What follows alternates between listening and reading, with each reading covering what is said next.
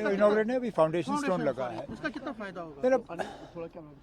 अगर हमारे सड़कों पे एक भी हादसा कम हो और एक भी कीमती जान हम बचा सकें तो मैं तो कहूँगा इस सेंटर का पूरा फ़ायदा मिला है हमें।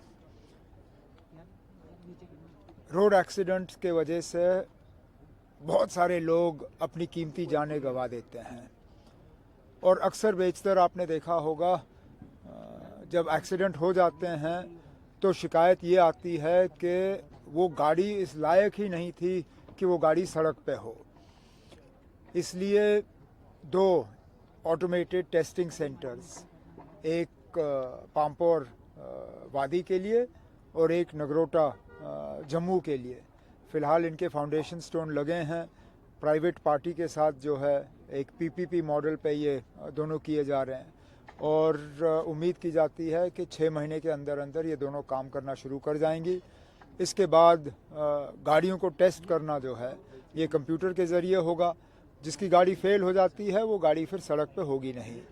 अब जैसे मैं अभी अपने काबिना के साथी और इनके अफसरों से कह रहा था, एक नगरोटा में शायद जम्मू के लिए काफ़ी नहीं होगा, एक पाम्पोर में आप वादी को कवर कर पाओगे, लेकिन नगरोटे से डोडा, किश्तवाड़ या रजौरी, पुंछ कवर करना मुश्किल होगा।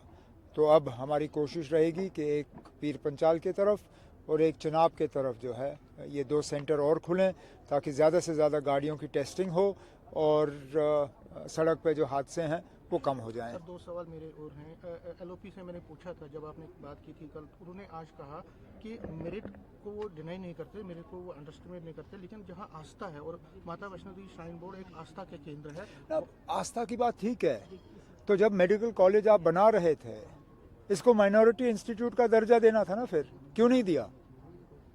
देना था ना, आपने नहीं दिया। सिर्फ नीट पे जो है और एंट्रेंस टेस्ट के बुनियाद पे जो है एडमिशन की जाती हैं, मजहब देख के एडमिशन नहीं होता। अब अगर आप चाहते हो कि इसमें मुसलमान ना पढ़ें, ठीक है ना, अब नहीं पढ़ेंगे हम, आप करिए इसको माइनॉरिटी इंस्टीट्यूट जो है इसको डिक्लेयर करिए। इसमें जो एक सिख सरदार कम्युनिटी का एक बच्चा है शायद और बाकी जो मुस्लिम स्टूडेंट्स हैं वो हट जाएंगे, इससे कहीं और एडमिशन हासिल करेंगे। इन्होंने मेरिट पे हासिल किया ना एडमिशन, इनकी एडमिशन कहीं और कराइए। लेकिन कल को जब आप फिर मुसलमानों के खिलाफ उंगली उठाते हो, कहते हो कि जनाब ये कम्यूनल हो गए हैं, ये सेक्टेरियन हो गए हैं, ये जो हैं ये दूसरों को बर्दाश्त नहीं करते, तो ये याद करिएगा जब आप इनके बच्चों को बर्दाश्त नहीं करोगे तो कल को फिर जब कुछ हो जाता है फिर आप पूरी कौम को कसूरवार मत ठहराइए इसके लिए।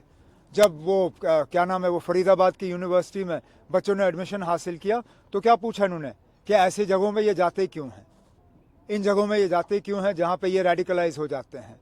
जब माता वैष्णो देवी जैसे मेडिकल कॉलेज में बच्चे जाने के लिए तैयार हैं, उन्हें कोई इस बात की मतलब कोई परेशानी नहीं है कि वो नाम माता वैष्णो देवी का है या उस संस्था से पैसा लगता है, वो तालीम से उनका मतलब है, वो चाहते हैं डॉक्टर बनना।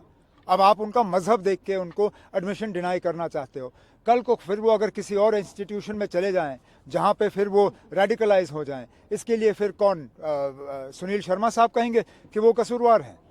आप ना मुसलमान बच्चों को इस तरह मत धकेलिए, क्योंकि उसके बाद फिर जो हो जाता है उसके लिए फिर आप पूरे कौम को कसूरवार ठहराते हो, मत करिए।